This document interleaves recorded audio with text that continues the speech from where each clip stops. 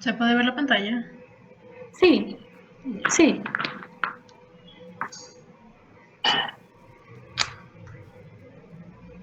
Voy a apagar mi cámara y apagar el micrófono para no interrumpir.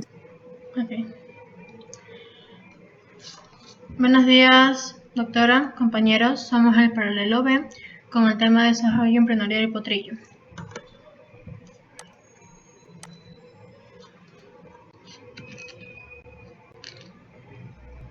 Empecemos con cuántas etapas de embrionarias tiene el potrillo. La yegua tiene un embarazo que dura 11 meses, lo cual lo podemos dividir en las siguientes fases. Día 1 al día 15, día 16 al día 120, día 120 al 240, día 241 al 399 y por último 24 horas antes de nacer. Gestación del potrillo, día 1 al día 15. El cigoto comienza dividiéndose muchas veces durante 2 semanas hasta que el embrión tiene una forma de gota. En la etapa inicial, el embrión se va a desplazar a la pared uterina y crece unos 4 milímetros cada día. En la yegua no se llegará a apreciar cambios físicos, pero podemos notar que tendrá un comportamiento firme ante un semental.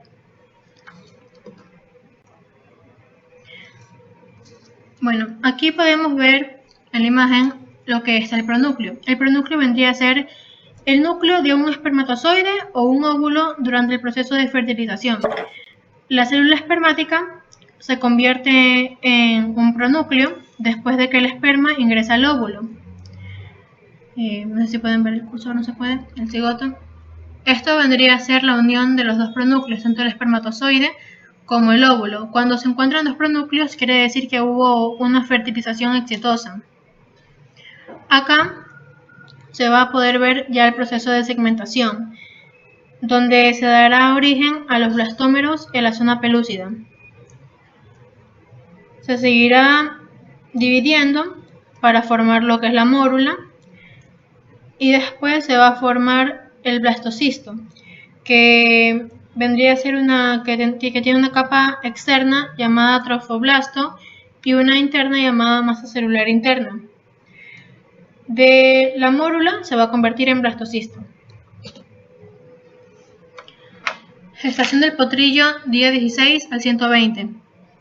El embrión detendrá su migración a los 16 días, situándose en los cuernos uterinos.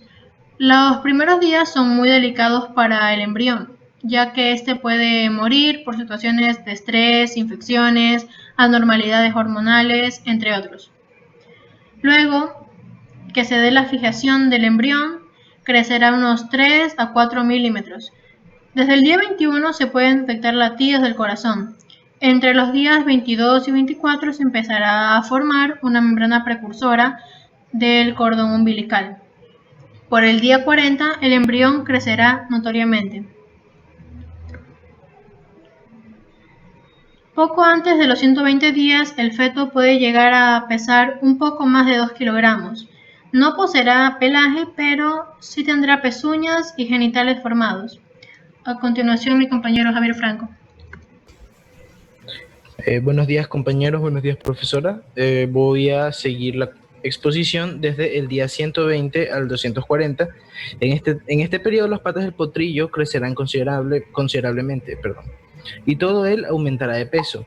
Del día 150 a 180 es cuando se aprecia el crecimiento y desarrollo de forma más notable, ya que el potro cuadriplica su peso en tan solo 30 días.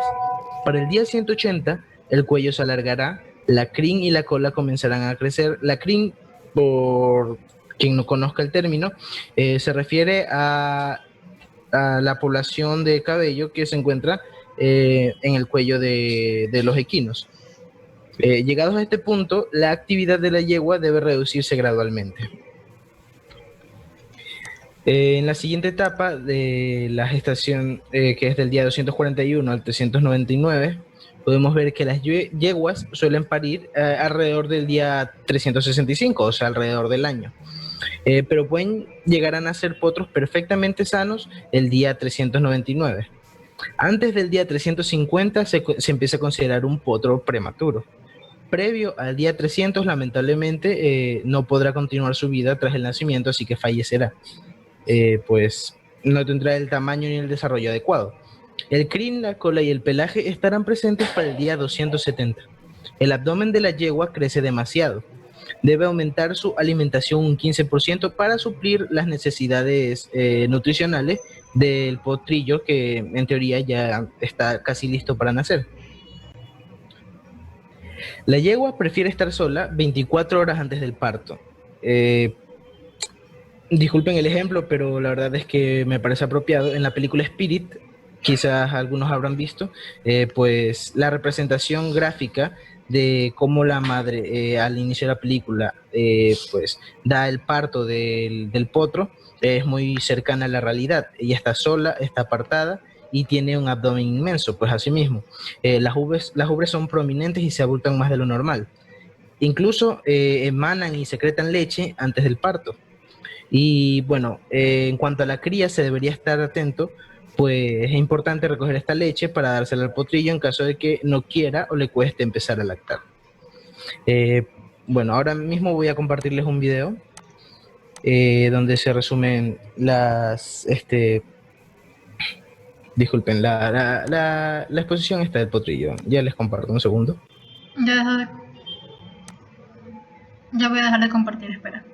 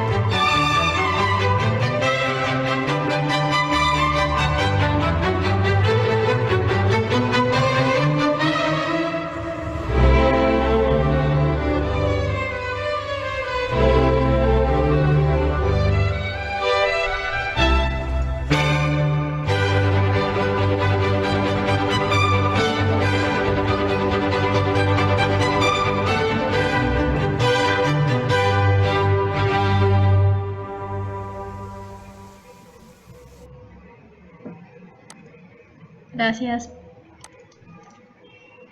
Muchas gracias. Ok, muchas gracias a ustedes. Muy bonito el video, muy didáctico. Me gustó. ¿Qué tal a ustedes? ¿Sí les gustó? ¿Mm? Sí. ¿Sí les gustó? Sí. Ya. Miren, aquí en este video han fusionado todas las materias que ustedes van a ver en el transcurso de los 5 años de estudios. Aquí, en este video que vieron, no solamente involucra a la embriología, sino también la fisiología. Más adelantito ustedes van a ver fisiología y van a ver todas estas hormonas, cómo actúan, cómo es la cascada de estas hormonas, las prostaglandinas, cómo qué hace el cuerpo lúteo, cómo trabaja la hipófisis para estimular las contracciones uterinas y favorecer el parto normal. Eso lo van a ver más adelantito. No se estresen, no piensen que esto es materia de ahorita, de embriología. No. También lo van a ver en reproducción. Con el doctor Jung ven reproducción. Fisiología, no sé quién está dando ahorita fisiología. Bueno, también ven la parte endocrinológica de la gestación, cómo son esos cambios hormonales. Así como en las mujeres hay cambios hormonales durante la gestación, asimismo ocurren en las hembras de los animales. Hay cambios hormonales que permiten la aceptación del macho y cuando ya no se permite la aceptación del macho. Eso lo van a ver más adelante. Ahorita solamente vamos a estudiar la parte de embriología, el proceso de mitosis, de aumento de células, de aumento de tamaños, los periodos, ¿no? Lo que nos compete en esta materia, embriología. Muy bonito el video. Por favor, suban todo este material de las diapositivas y los videos, suban a la plataforma Edmodo para yo luego el fin de semana volver a calificar los que no han presentado, ¿no?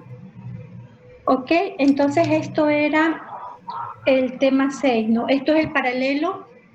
¿Qué paralelo expuso ahorita? Paralelo B. Paralelo B. Ya. Paralelo B. Ok, muy bien. Tienen que subirlo a Edmodo. Ok, ¿quién más va a exponer? Del paralelo A. El paralelo A, ok. Ya.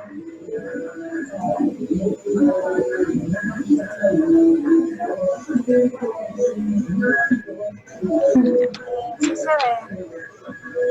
¿Sí? Ya se ve. Sí. Voy a apagar mi cámara Ok. y el micrófono.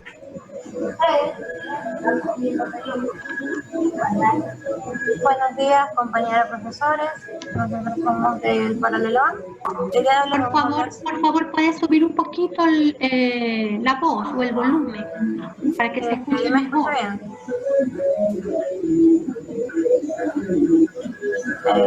Ahora. Sí, dígame. Ahí se escucha. Sí, un poquito más. Ya. No sé si es mi computadora, pero no la escucho bien. Ok. El día de hoy les voy a hablar sobre el desarrollo embrionario en terneros.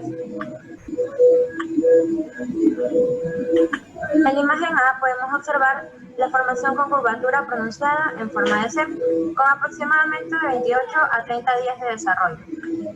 Por otro lado, en la imagen B, nos enseña el embrión con vesículas encefálicas visibles, con prominencia del telencéfalo y esbozos de miembro anterior y posterior distinguibles, con aproximadamente 35 días de desarrollo.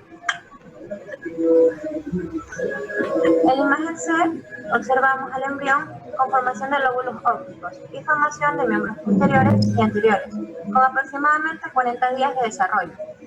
La imagen D, el embrión con formación de los lóbulos ópticos, mucho más prominentes, formación de miembros posteriores y anteriores, y formación de la vascularización, con aproximadamente 42 días de desarrollo. La imagen E nos muestra el embrión con el rostro ligeramente diferenciado y miembros anterior y posterior más formados. Se mantiene la curvatura en forma de C y se observa la formación del meato acústico externo, que está visible por detrás del proceso de la mandíbula, con aproximadamente 45 días de desarrollo. Una vez realizada la formación de los órganos y sistemas, se da el proceso de deposición de calcio en los huesos y el embrión toma la forma característica de su especie. Es aquí cuando podemos dejar de llamarlo embrión y debemos comenzar a llamarlo feto. No todos los embriones alcanzan el momento fetal el mismo día. Unos son más precoces que otros en este proceso. En promedio podemos esperar que ya se haya completado la organogénesis en bovinos entre el día 54 y 60. En la figura A presenta 56 días de tamaño de 7 centímetros y la B de 63 a 65 días con tamaño de 10 centímetros, las cuales presentan desarrollo cartilaginoso evidente en cabeza, costillas, columna vertebral y extremidades. El desarrollo osteomuscular está en etapas finales, puesto que sus miembros se encuentran completamente desarrollados con articulaciones, dígitos y pezuñas definitivos. Además, el rostro se muestra completamente desarrollado y con vascularización evidente. El feto presenta una longitud de raíz de la cola a la cabeza de aproximadamente unos 15 centímetros, lo que es correspondiente a una edad de desarrollo de 80 días aproximadamente. Se observa la conformación de pezuñas y orejas, características propias de la especie Bos indicus. Para determinar la edad aproximada del feto, se usan tablas como la que podemos observar a la derecha, de lo que se espera mida esta especie en cada momento de la gestación. La medida usada se llama longitud coronilla garrabadilla y va desde la parte superior del cráneo del feto hasta donde termina la pelvis, lo que incluye algunas de las vértebras coxígeas, pero no todas. Como el número de vértebras coxígeas es variable incluso en individuos de la misma especie, incluir la longitud de toda la cola en el cálculo de edad del feto puede ocasionar errores en la exactitud del cálculo. La longitud hasta el final de la pelvis es menos variable y permite calcular la edad del feto de una manera más acertada. Esta longitud también se conoce como longitud cefalocaudal. Una longitud de la raíz de la cola a la cabeza de aproximadamente 22 centímetros, correspondiente a una edad de desarrollo fetal de aproximadamente 90 a 100 días. Se observa la conformación de pezuñas, orejas y gingiva, que son características propias de la especie. Para calcular la edad del feto se usan además las medidas de longitud de algunos huesos largos, como son el fémur, el radio o la tibia, o la medida de la circunferencia de la cabeza. Estas medidas tienen una relación alta entre sí, y a su vez se ha demostrado que se relacionan de manera directa con el peso del feto, por lo cual pueden servir para predecir el peso aproximado. Como observamos ahí un ejemplo, en la edad de 10 semanas, la longitud cefalocaudal va a ser de 10 centímetros, la circunferencia de la cabeza al igual de 10 centímetros, y el peso en gramos de 0,2. Todo el proceso de desarrollo embrionario y fetal se conoce como gestación. En los bovinos dura aproximadamente de 278 a 283 días, durante los cuales son notables los cambios en la conformación y condición corporal de la madre. Muchas gracias.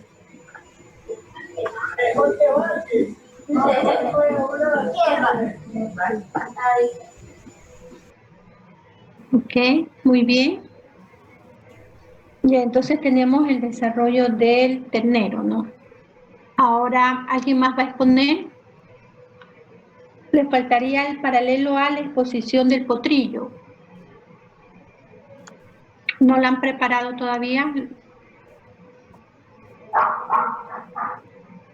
¿Ya la tienen lista o no? El desarrollo embrionario del potrillo con el paralelo A. Ya, si no lo tienen, no importa. La próxima semana pueden exponer y otros temas más. Ok. ¿Nadie más va a exponer entonces? Bueno, entonces voy a proceder a compartir la pantalla para continuar con nuestras clases. A ver, creo que nos falta el taller de... A ver, me recuerdan. De los pronúcleos. Este creo que nos falta, a ver.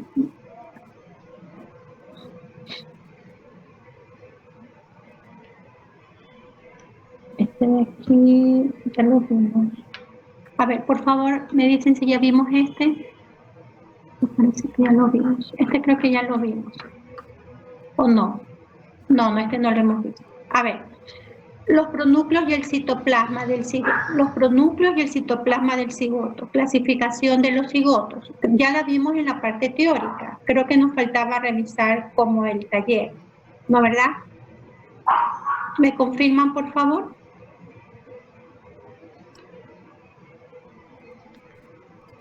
Bueno. Sí, me parece que sí.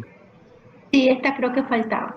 A ver, los principales componentes del cigoto, ya, ¿qué hora es? Bueno, vamos a comenzar esto, se acaba el tiempo y regresamos, ¿sí? Regresamos. Bueno, los principales componentes del cigoto son 3. Habíamos dicho que eran las membranas de recubrimiento, que esto también ya lo vimos en mamíferos y en aves, ¿se acuerdan? Y luego vimos en la clase teórica los pronúcleos y el citoplasma. Ahorita vamos a ver pronúcleos y citoplasma como que si fuera el taller, ¿no? Los pronúcleos del cigoto.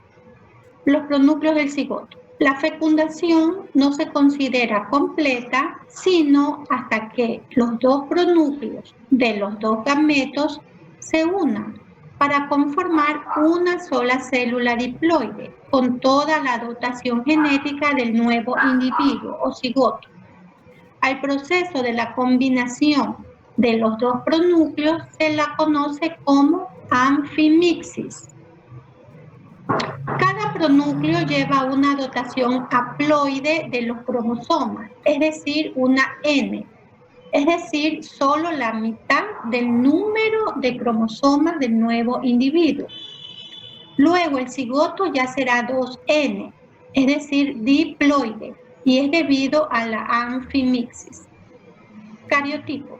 Corresponde al número y a la forma de los cromosomas. El cariotipo varía según la especie animal. Tenemos aquí los cromosomas homólogos o pares homólogos. Los cromosomas suelen presentarse de forma sistemática como pares homólogos.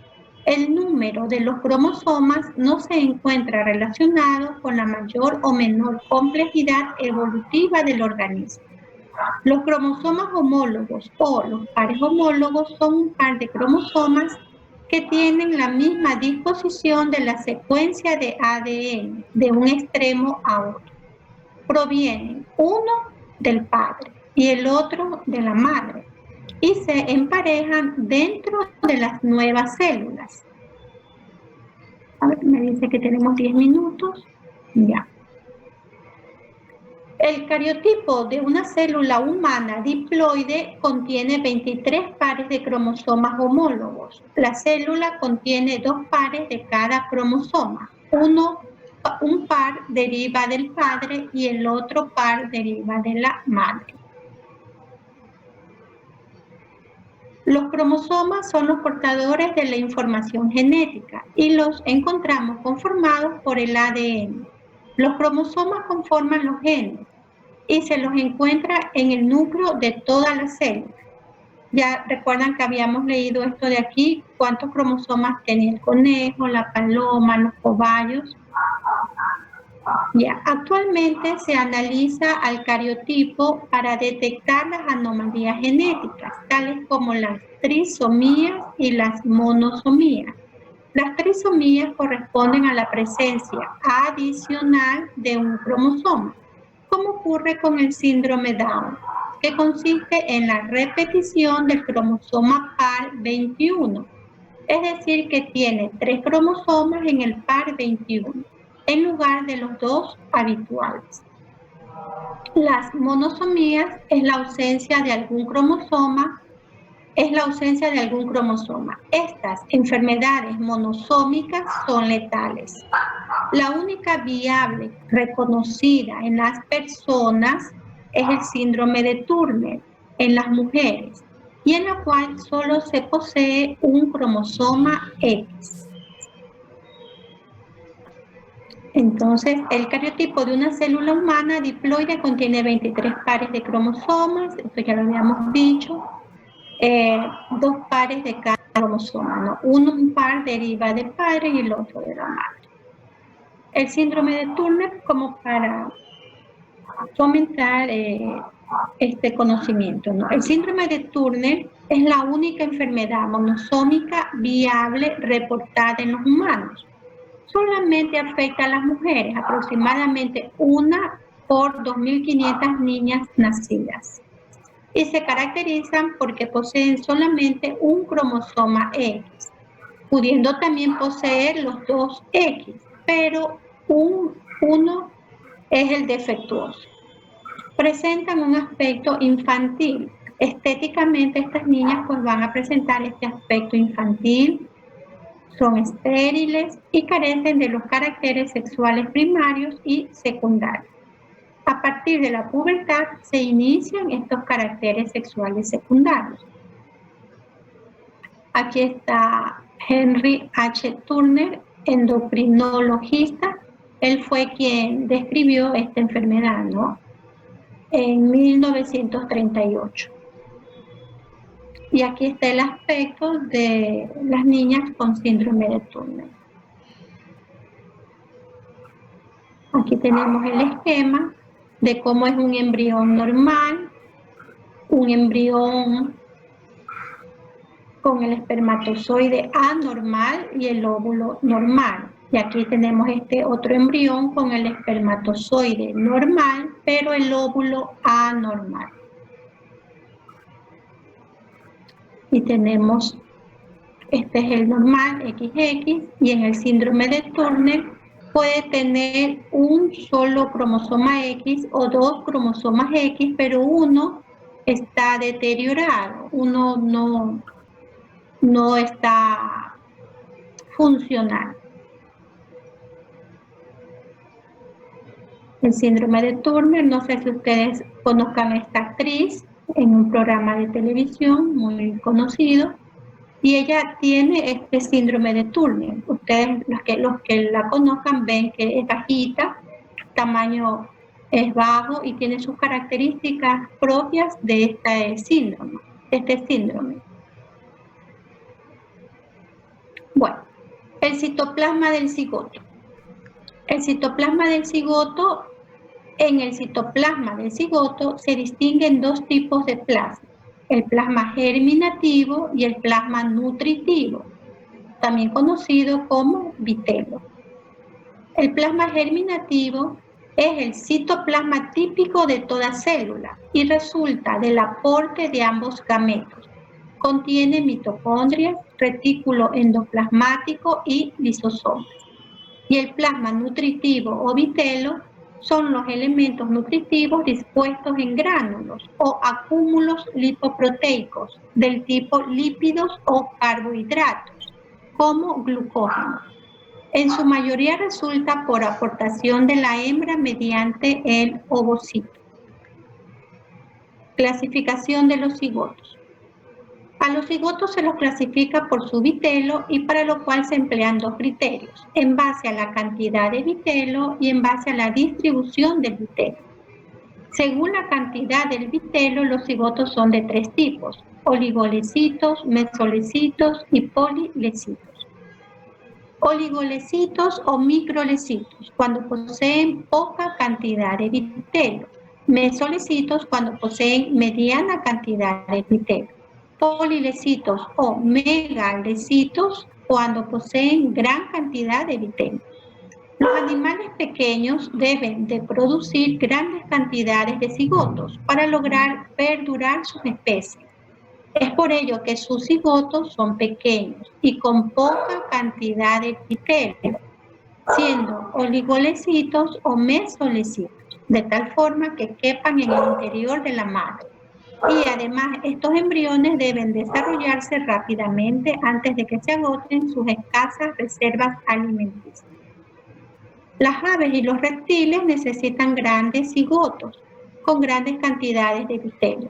Ellos son megalecitos y es para asegurar la nutrición de sus complejos embriones. Por otro lado, los grandes mamíferos producen cigotos pequeños, casi desprovistos de vitelo, oligolecitos, y es por la aparición evolutiva de la placentación. Entonces aquí tenemos esta imagen donde nos muestra el plasma germinativo, el vitelo y cómo está constituido. Según la distribución del vitelo, los cigotos son de tres tipos: isolecito, telolecito y centrolecito. Y solecito, cuando los cigotos poseen el vitelo uniformemente distribuidos. Telolecito, cuando el vitelo se concentra en los polos, conformándose el polo vegetal y el polo animal,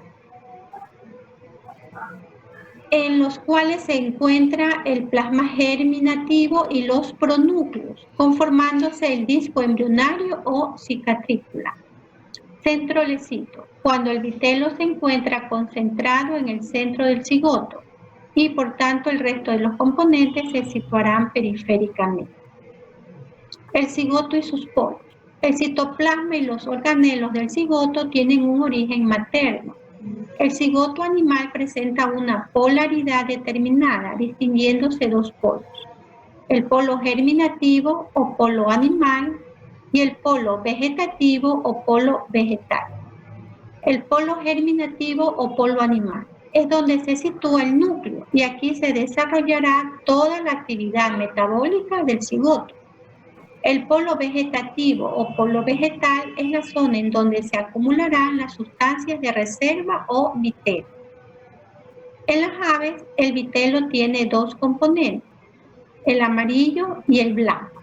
El vitelo amarillo constituye la mayor parte de la esfera vitelina.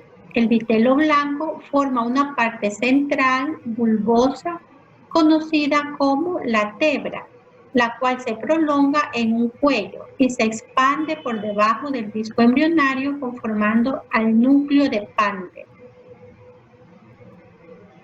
Ok, bueno, eso era lo que correspondía al taller de este tema, ¿no? De los pronúcleos y el citoplasma. Para dejar terminado ese tema con la parte teórica y la parte práctica.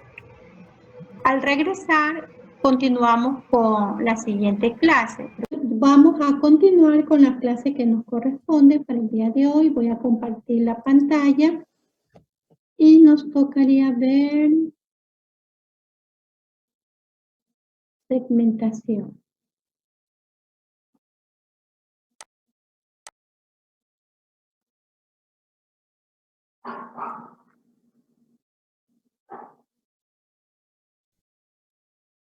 Ya, a ver, ¿sí se ve la diapositiva? ¿Sí se ve? Sí. Ya. Entonces vamos a ver ahora las características de la mórula y de la blástula, la segmentación. Voy a ponerlo en más grande. Me dicen si se ve así en el tamaño más grande. ¿Sí se ve?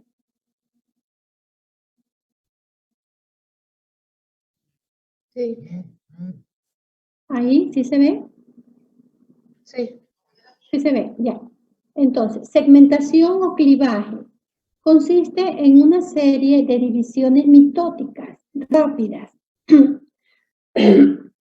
y consecutivas del cigoto, sin pausas intermedias.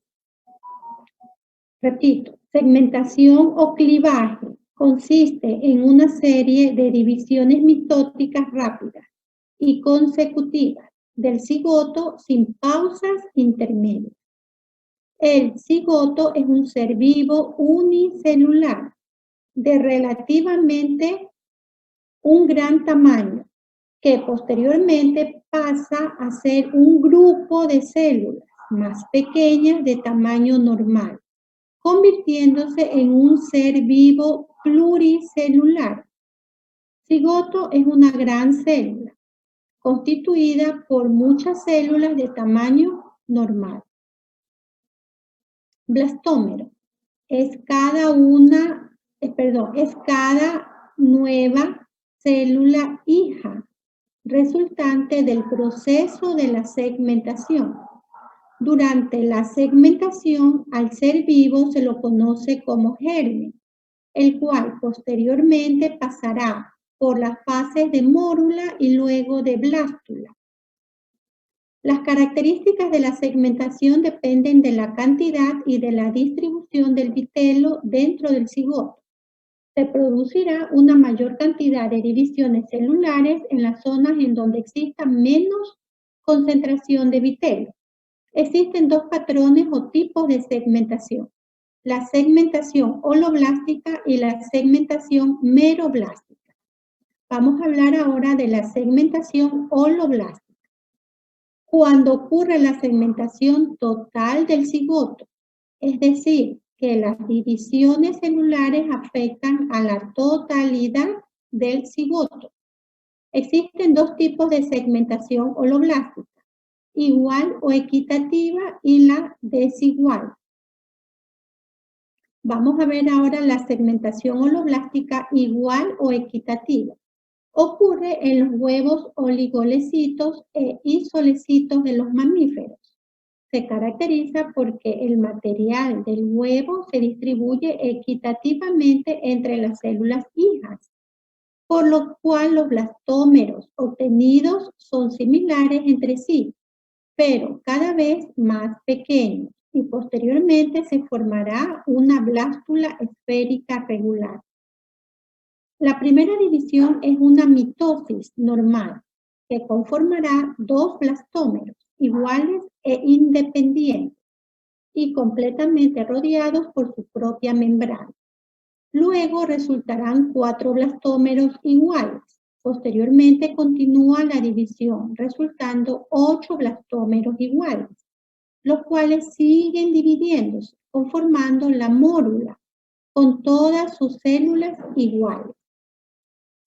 La mórula en los humanos se encuentra conformada por 8 hasta 16 células a los 4 días post-fecundación, y en la mayoría de los mamíferos domésticos abarca entre 16 a 64 blastómeros entre los 4 a 8 días desde la fecundación, por lo cual este proceso ocurre durante el descenso del cigoto por la trompa uterina.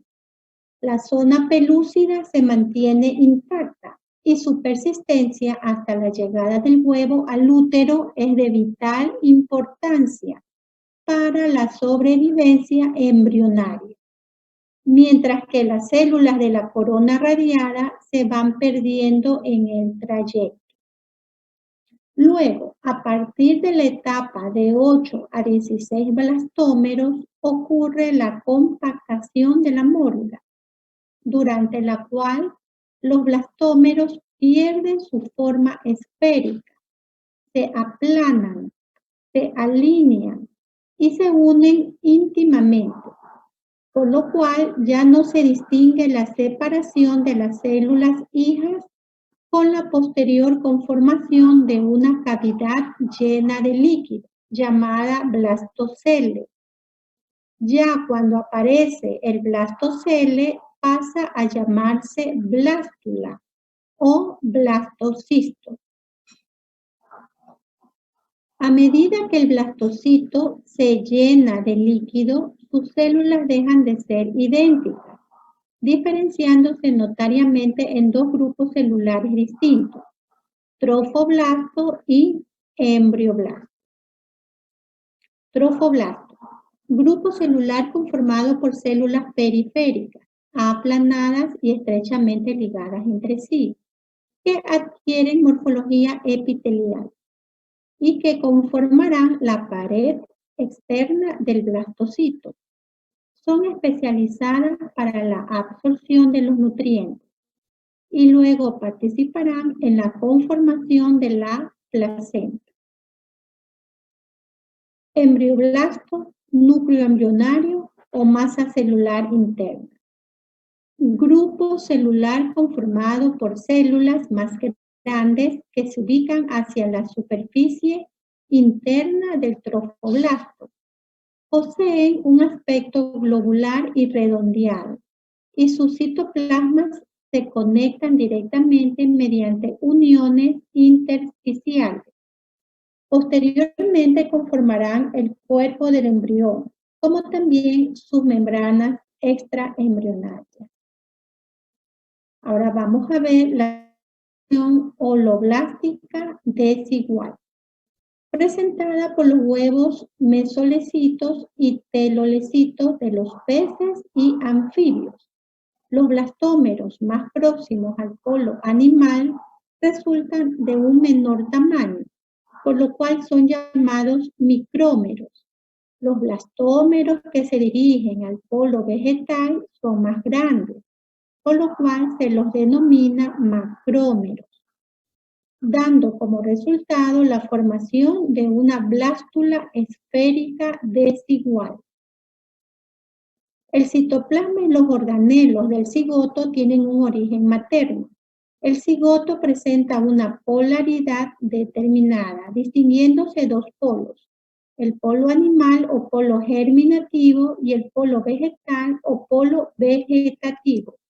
El polo animal es muy activo y es donde se sitúa el núcleo, y aquí se desarrollará toda la actividad metabólica del cigoto. En el polo vegetal, que es relativamente pasivo, es la zona en donde se acumularán las sustancias de reserva o vitelo. Y ahora vamos a ver la segmentación meroblástica. Es una segmentación parcial, es decir, que la división celular no afecta la totalidad del cigoto, sino que solamente se restringe al polo animal. En las aves y reptiles es discoidal, es decir, que la zona en la cual se produce la segmentación tiene forma de disco, conformando al disco embrionario. Bueno, estas son las características de la mórula y la blástula en cuanto a la segmentación. ¿Alguna pregunta?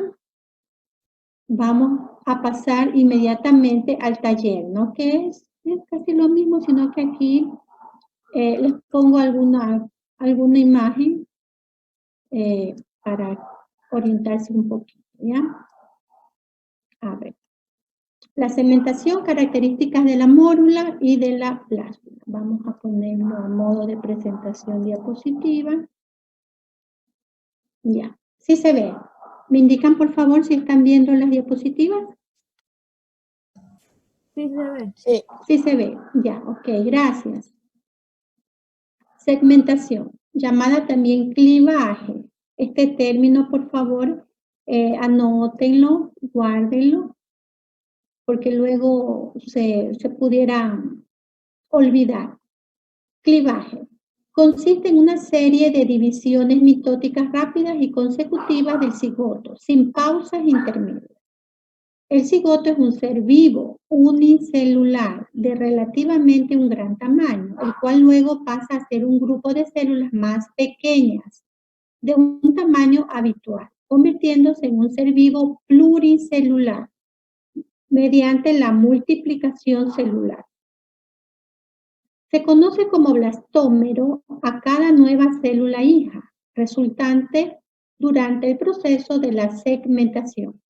Durante la segmentación al ser vivo se lo conoce también como germen, el cual pasará por la fase de mórula y luego llegará a blástula. Durante la blástula se va a conformar el blastocele. Entonces tenemos en orden cronológico cigoto, germen, mórula, blástula. Las características de la segmentación dependerán de la cantidad y de la distribución del vitelo dentro del cigoto. Se producirá una mayor cantidad de divisiones celulares en las zonas en donde exista menos concentración de vitelo. Existen dos patrones en la segmentación, tipos de segmentación, la holoblástica y la segmentación meroblástica. Segmentación holoblástica comprende una segmentación total del cigoto, es decir, que las divisiones mitóticas afectan a la totalidad del cigoto. A su vez existen dos tipos de segmentación holoblástica, la segmentación holoblástica igual o equitativa y la segmentación holoblástica desigual. Vamos a ver ahora la segmentación holoblástica igual o equitativa. Ocurre en los huevos oligolecitos e isolecitos de los mamíferos. Se caracterizan porque, aquí va junto esta palabra, porque el material del cigoto se distribuye equitativamente entre las células hijas, por lo cual los blastómeros obtenidos son similares entre sí, pero cada vez más pequeños, y posteriormente se formará una blástula esférica regular. La primera división es una mitosis normal que da lugar a dos blastómeros iguales e independientes y completamente rodeados por su propia membrana. Luego continúa la división, resultando 4 blastómeros y luego 8 blastómeros iguales, los cuales siguen dividiéndose conformando la mórula, con todas sus células iguales. Entonces aquí tenemos esta imagen en donde se puede ver la primera división, la segunda división y la tercera división. En la primera división obtenemos 2 blastómeros. En la segunda división, 4 blastómeros. Y en la tercera, 8 blastómeros. Esto es el esquema de las 3 primeras divisiones en la segmentación holoblástica equitativa. En esta otra imagen tenemos esquema de la mórula en los mamíferos, perdón, antes y después de la compactación. Entonces aquí se puede apreciar la mórula sin compactar, en la cual podemos apreciar las células hijas separadas una de otra, podemos apreciar completamente su aspecto, su forma, pero cuando ya se encuentra compactada, pues no se aprecia el aspecto morfológico de cada célula de manera individual, sino que se ve solo una masa compacta. La mórula. En los humanos, ya habíamos dicho, se encuentra conformada entre 8 a 16 células a los 4 días post-fecundación. Y en la mayoría de los mamíferos domésticos abarca entre 16 a 64 blastómeros. Entre los 4 a 8 días después de la fecundación, por lo cual este proceso ocurre durante el paso del cigoto por la trompa uterina.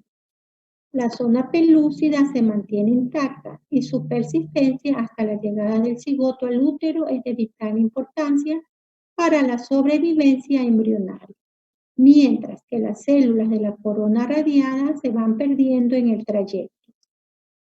A partir de la etapa de 8 a 16 blastómeros ocurre la compactación de la mórula, durante la cual los blastómeros pierden su forma esférica, se aplanan, se alinean y se unen íntimamente, por lo cual ya no se distingue la separación de las células hijas, con la posterior conformación de una cavidad llena de líquido llamada blastocele. Ya cuando aparece el blastocele, el estadio pasa a llamarse blástula o blastocisto. Aquí tenemos fotografías de una mórula a los 5 días y de un blastocisto a los 7 días, de la especie porcina. Asimismo, volvemos a ver la imagen de la mórula sin compactar y de la mórula compactada. A medida que el blastocisto se llena de líquido, sus células dejan de ser idénticas, diferenciándose en 2 grupos celulares distintos, trofoblastos y embrioblastos. Aquí podemos ver los componentes de la blástula en los mamíferos. Tenemos el blastocele, tenemos los trofoblastos y tenemos el núcleo embrionario, ¿no? Todas estas células. Trofoblastos son un grupo de células periféricas, aplanadas y estrechamente ligadas entre sí, que adquieren morfología epitelial y que conforman la pared externa del blastocisto. Son especializadas para la absorción de los nutrientes y luego participarán en la conformación de la placenta. Entonces, pueden ustedes claramente diferenciar este grupo de células alineadas que conforman los trofoblastos. El embrionario o masa celular interna. son un grupo de células más grandes y que se ubican hacia la superficie interna del trofoblasto. Aquí, la superficie interna del trofoblasto. Poseen un aspecto globular y redondeado y sus citoplasmas se conectan directamente mediante uniones intersticiales. Posteriormente conformarán al cuerpo del embrión y también a sus membranas extraembrionarias. Entonces aquí tenemos componentes de la blástula en los mamíferos. Ya que se ha formado el trofoblasto, el blastocele y el núcleo embrionario. Luego se inicia la diferenciación celular, continuando la multiplicación celular. Componentes de la blástula en los mamíferos, es la misma. El citoplasma y los organelos del cigoto tienen un origen materno. El cigoto animal presenta una polaridad determinada, distinguiéndose dos polos, el animal y el vegetal. El polo animal es en donde se sitúa el núcleo y aquí se desarrollará toda la actividad metabólica del cigoto. En el polo vegetal es la zona en donde se acumularán las sustancias de reserva o vitelo. Y ahora tenemos la segmentación holoblástica desigual, presentada por los huevos mesolecitos y telolecitos de los peces y de los anfibios. Los blastómeros más próximos al polo animal resultan de un menor tamaño, por lo cual son llamados micrómeros.